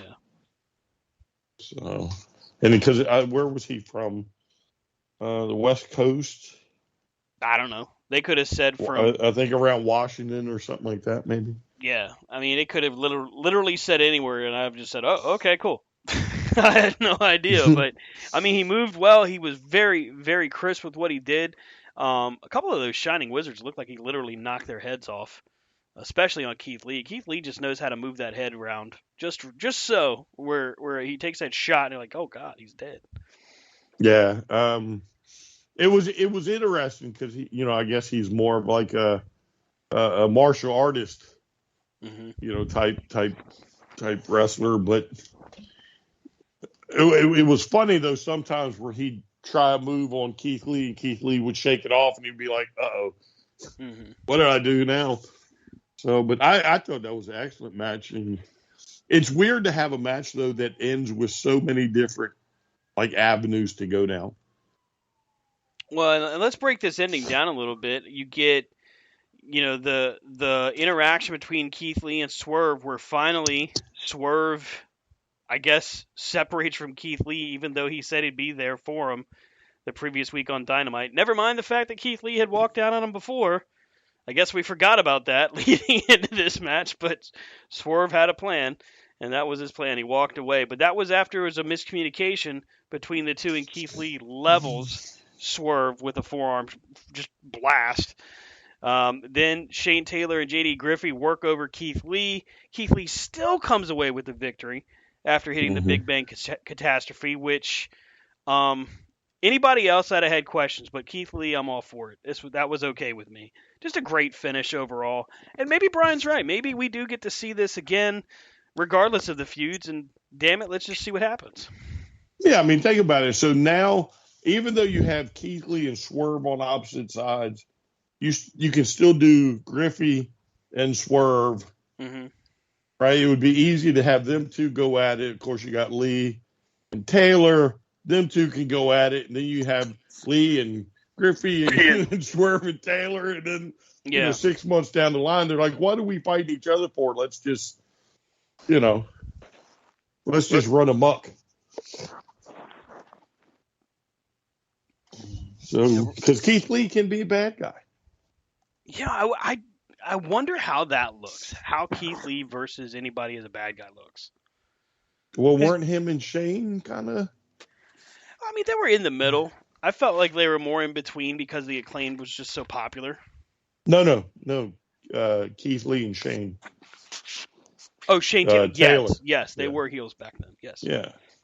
So again, we know he can be a heel. We just have to figure out how to get him back in that spot. When you look at how these pay-per-views are structured, that a Tony Khan kind of guy puts together, you have an expectation, so to speak, that the pace is going to be ridiculous.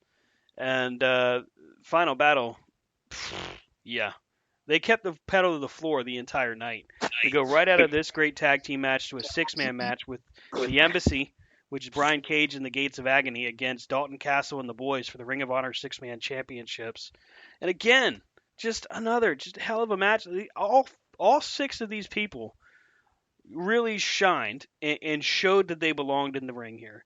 Brian Cage had some great moments where, I mean, he hit the drill claw, he hit a like this crazy it's like a power bomb kind of thing. It was just kind of ridiculous. He deadlifts both of the boys.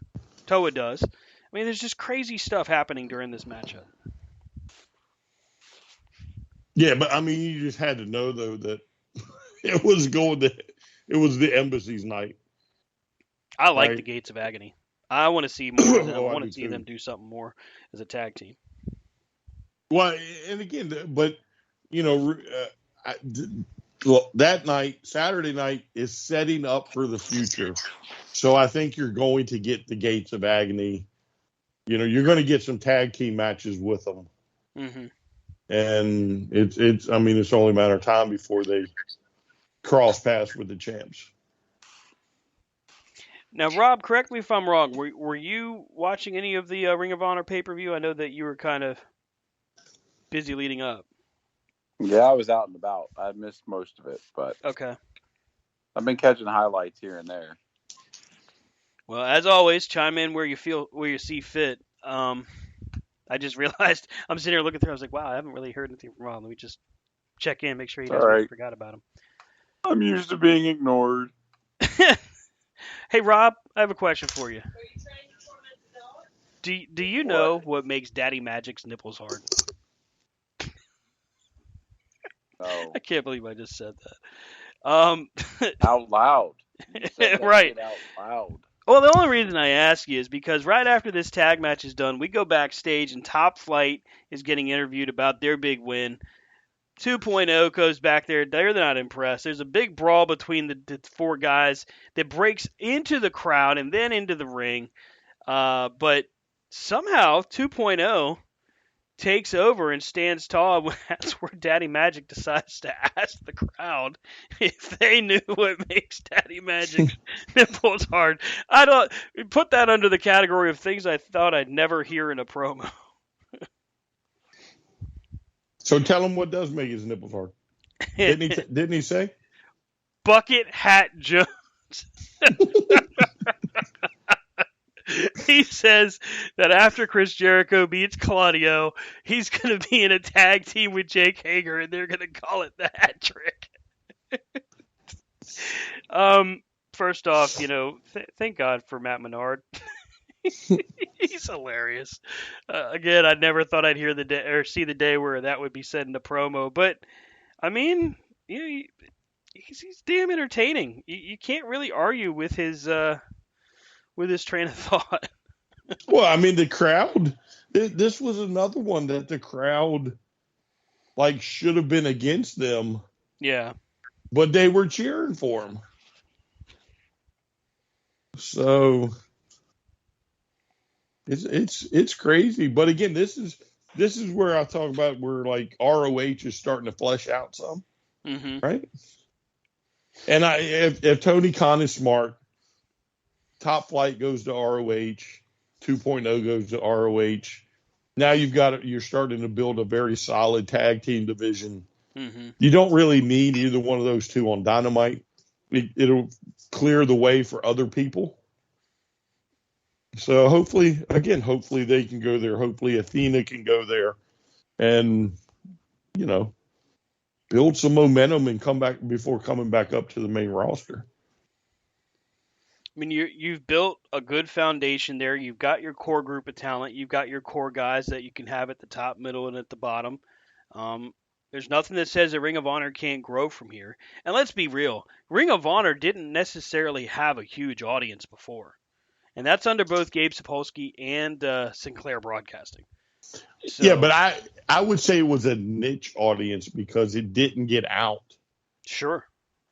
You know what I'm saying? Like ROH it's kind of like ECW. It was a very localized, you know, thing. And then eventually it does get out and tour. But, I mean, I still look at ROH as an East Coast thing. Yeah. Well, and that's going to be really the challenge, is taking ROH from that East Coast company to a global presence. I mean, yeah, they went to Japan, but not as much as Japan came to them. And they went to the West Coast, but not as much as the West Coast came to them. So now's your opportunity to really show some growth. Yeah, well, I mean, to your point, ROH, I don't think really started to grow until they started working with New Japan and the Bullet Club and the whole mix. Right. Because then it opened the door for a lot of people based off of the Bullet Club. Yeah. Yeah, even Cody to that matter. Because, AJ Styles, when he was there and then crossing back between the two companies. Well, and that's where we got to see Cody Rhodes and Kenny Omega firsthand. So, I mean, there's a lot to be said there, too. So, I mean, it's been a proving ground. It's been a breeding ground for just top-tier talent. There's a reason WWE rated their coffers pretty much every year, for the better part of the 2000s, at least the early 2000s. Mm-hmm. And you know what? Honestly, I think I want to see Top Flight versus the Boys. Yep, there's that. I wouldn't mind seeing Top Flight against the Briscoes. Well, let's not kill Top Flight. I didn't say dog collar match. I just said. There's a difference between the boys and them boys. Okay? There's a difference. That's fair. That's fair. You gotta be careful on your booking, man. Yeah. Let's not kill them. The one is prone to getting injured. Yeah, it's true. Darius just came back and looked like he almost got hurt again. Yeah, let's not kill the guy. So next up was the Pure Championship, Daniel Garcia against Wheeler Yuta. This is probably the first time I've really felt comfortable with the Pure rules, like really understanding them and having an idea as to how they could be used. This is the first time also that I've seen somebody utilize those rules to a way where they could really find their way to the finish, the way Garcia did against Yuta, where he's forcing Yuta to use his rope breaks so that by the end he can't. Man, that is so super smart. How come nobody else has done this before? Because it was just great, and I hope that that's something we continue to see, especially for the bad guys to do to take advantage. Well, who's the guy with Tony Nese? Mark Sterling. No. His Tony Woods. No, is it Tony or Josh? Josh Woods. Yeah, I mean, Woods probably did stuff similar to that. Yeah. Because Woods was a Pure champ for quite a while. And again, he would be smart enough to realize that. So it was interesting, though. I really thought Yuta was done for. I mean, I thought he was done for, especially after the rope breaks, to the point that I got up and walked out the room only to return, and the streamers are coming out for Yuta. Like, I was like, there's no way Garcia's losing this now. And I walked out of the room for, 2 minutes or whatever, and come back, and then there it is, Yuta's won. I was like, son of a... Yeah. He hit, I don't know how many goddamn elbows, but there's a few of those elbow shots. I mean, one I know for a fact went right across his jaw. Another one hit him in the damn temple. I mean, it truly looked to me like he was legitimately knocked out. Well, that first punch Yuta threw that was some kind of vicious. Yeah. By the way, Booker T saying, is Wheeler Yuta really the name you'd want to consider for a guy that's a champion? Yes, Booker. Stop smoking the WWE's ganja. Just stop it. Well, Jesus. I mean, was G.I. Bro a name you wanted to use for a champion? Would anybody have thought Booker T would be the name of a champion? No, not at first. Don't play. You ain't funny. Stevie Ray is a good household name. I mean, come on. Look, Kane and Keith Cole or whatever the hell they were called when they were the Cole twins before they were the Harlem Heat. They were the Ebony Experience. I mean, come on. Let's quit dicking around. Stop it. Well, let's wait to see his finisher's called the what? The Spinneroonie? Right. Yeah. Oh, yeah, the spinneroonie. How can And a he guy does that have, does a spinneroonie? yeah, he does have a point. He really wasn't going too far up that card until he started hitting them spinneroonies. Spinneroonie! Only good thing Mark Five Madden time, never did. 5 time. Now we all know how to count. Thank you, Booker T. Right. We can get to 5. We are rock at counting to 5. Next up, definitely a match that should have been considered for the main event. I can't disagree at all with Brian here because the dog collar match, the double dog collar match, I can't think of a time where I've ever seen that, by the way. FTR, the Briscoes, it is exactly what it should have been. Another damn classic, another potential match of the year candidate. That's 3 from these tag teams. Yes. If you're voting, And which is amazing to think. if you're voting match of the year, it's got to be one of these 3, right? I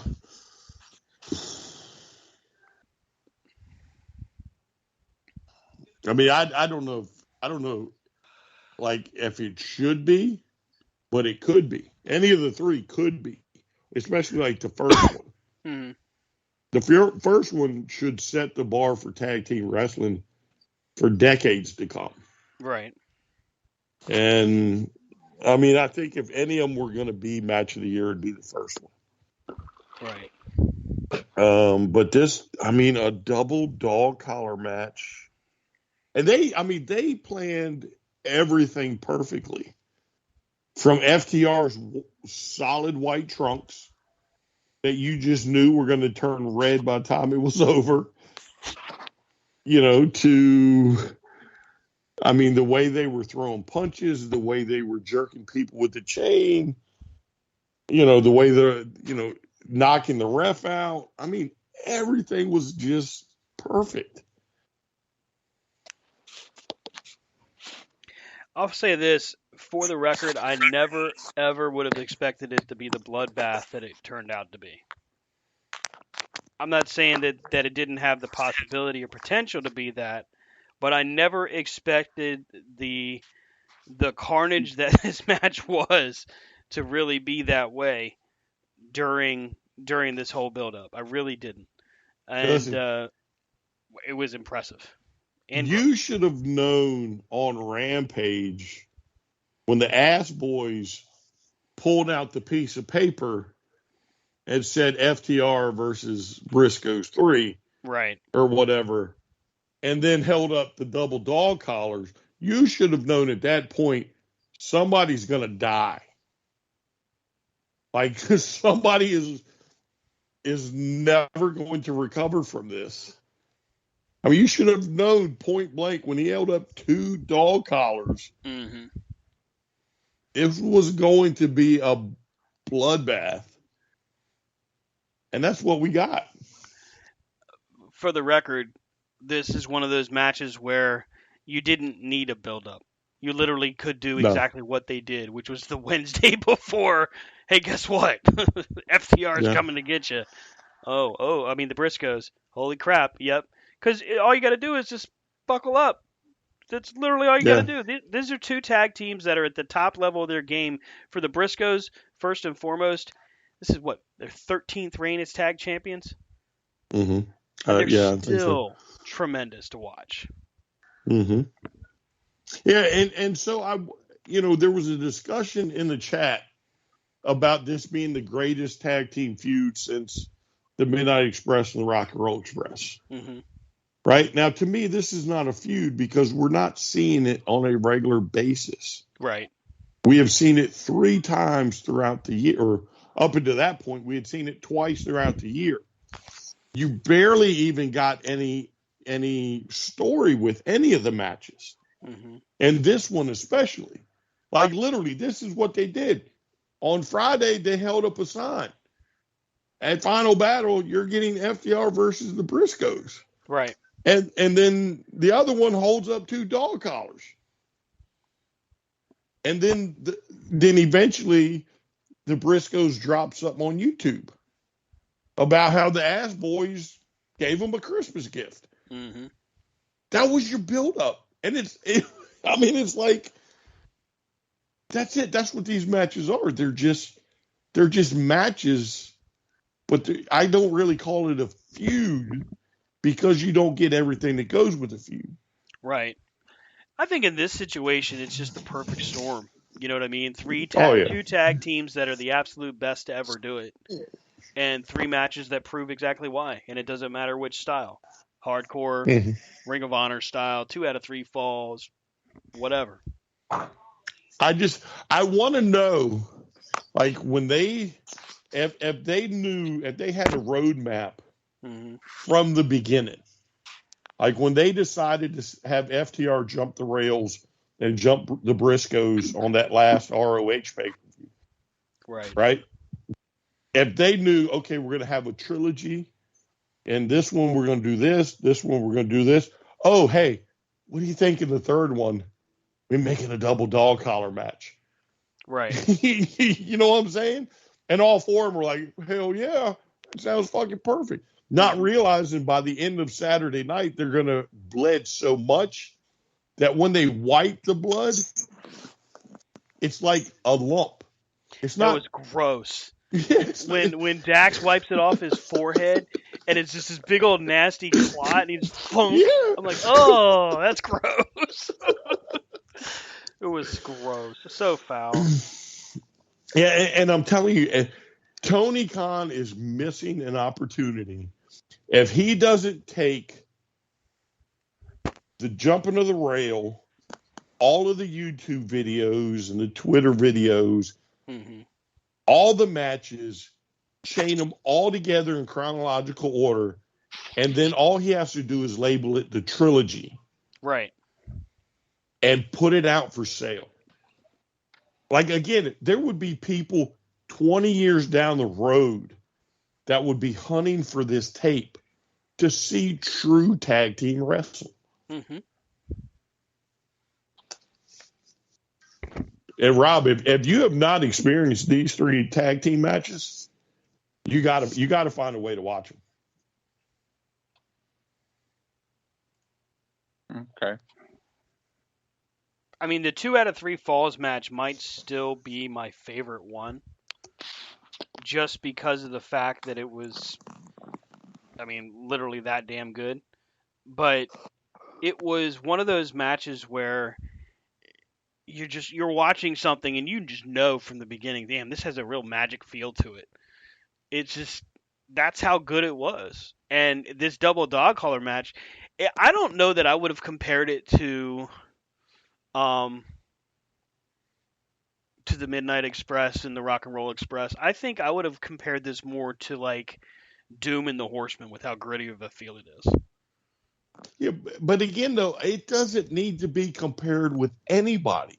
True. Because it is unlike anything we have ever witnessed before. Hmm. I would almost dare you to find me 2 other tag teams that have done this in such a short and over 3 matches. Right? Over and I'm not talking like 3 matches in a week or whatever. I'm talking like this has been going on for some time. Hmm. And they've only had 3 matches. There is no feud. There is no buildup. You know, if I would call it a feud if FTR's in New Japan defending titles and the Briscoes jump the rails. Right. You know, or if they're at, you know, wherever and the Briscoes jump the rails, or FTR does the same thing and they just doing it in other locations building this thing.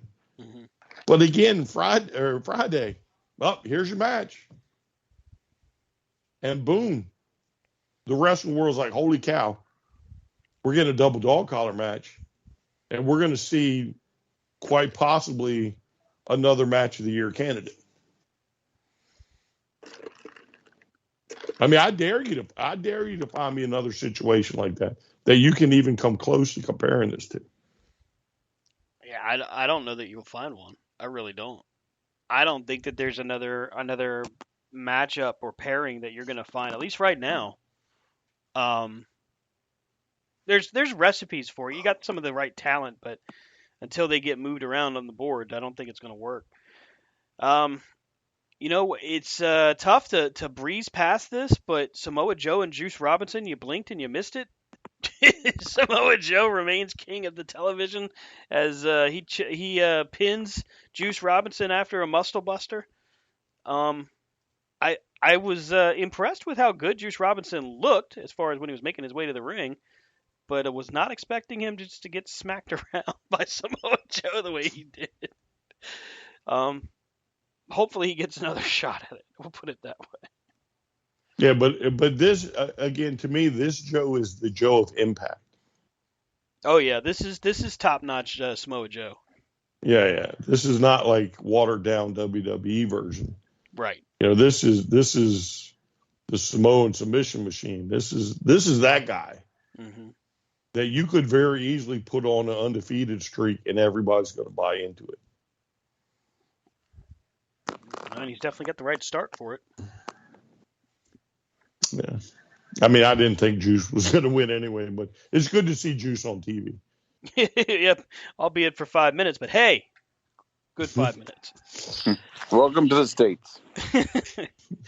Chris Jericho, blah, and Claudio Castagnoli for the Ring of Honor World Heavyweight Championship, the main event. Again, drunk Uncle Jericho pulls another one out, and Claudio never fails to deliver. I don't think he's ever had a bad match.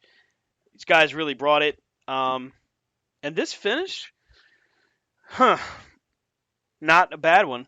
Actually, really cool one. But I never, ever, ever thought I'd see the big swing, cause a tap out. Now, he does spin him 30 times. Yes. 30 freaking revolutions. So, okay, yeah, he's going to be dizzy. But I never expected to see a tap out. That floored me. Very cool finish, though. Yeah, I mean, I honestly don't think anybody saw that coming. And I'll admit, when I saw because I understand what the ref's spot in the match is. And when I saw him take off for the side of the ring, I know he's about to ring the bell for whatever reason. But it's only after that next rotation do I actually pick up Jericho, like waving his hand. Yeah. Like I'm tapping out. Well, that's just it. He got a good couple more rotations before they finally saw the tap out. Yeah. And again, it was well played. It was well done. I was dumbfounded. And it to me, it's what, again, makes this really interesting is Jericho can easily come back and say, I didn't tap out. Due to the centrifugal force of the rotation of the spin, my arm just was going, flippy floppy or whatever. You know what I'm saying? It truly did look like he was going to puke in the middle of the ring when he finally stopped. I mean, I want you to think about it. That's like me saying, hey, Stan, you're going for an airplane ride. No. And we're doing it 30 times. Nope. And hold your lunch down, please. And I'd have just said, no. No. 15, maybe. Yeah, but you don't have a choice. That doesn't matter how big you are. At that point, once you've gone past 10, you're moving. That momentum is carrying you. You're going spinning. Yeah. Oh, yeah. You're done. Yeah. Ugh. And again, I was starting to count it. I was like, I think I started at 1. It was like 1, 2. We get to 15. We're like, oh my God, this is going on forever. Then you're at 25. You're like, what the hell is going on here? Yeah. It was. And by 28, the ref is running for the ropes. You're like, what is now going on? And 29, 30, of course, you catch his arm swinging. So it was definitely cool. Definitely cool to see. It was an unexpected finish. Not that I don't think it wasn't that people didn't expect Claudio to win. I think a lot of people expected him to win, but I don't think anybody expected the spin to be the reason he won it. But very cool. Second run as Ring of Honor World Champ for Claudio. Very happy for him. Winter is coming is this Wednesday. We're just about done with the show here, but I wanted to ask you guys just to make a prediction. Death Triangle in the Elite, best of 7. It's match 4. Death Triangle's ahead 2-1. Rob, what do you think? Death Triangle. No. I don't like Death Triangle. All right. Okay. so I guess Rob says the Elite. Brian? I think this is going to carry on into March or whatever. Oh, we're getting to the 7th one. Yeah, that's going to happen. Yeah. So I think Death Triangle is going to get another one, and then the Elite will rack off a couple, and we'll tie it up and get into March with it for the finish.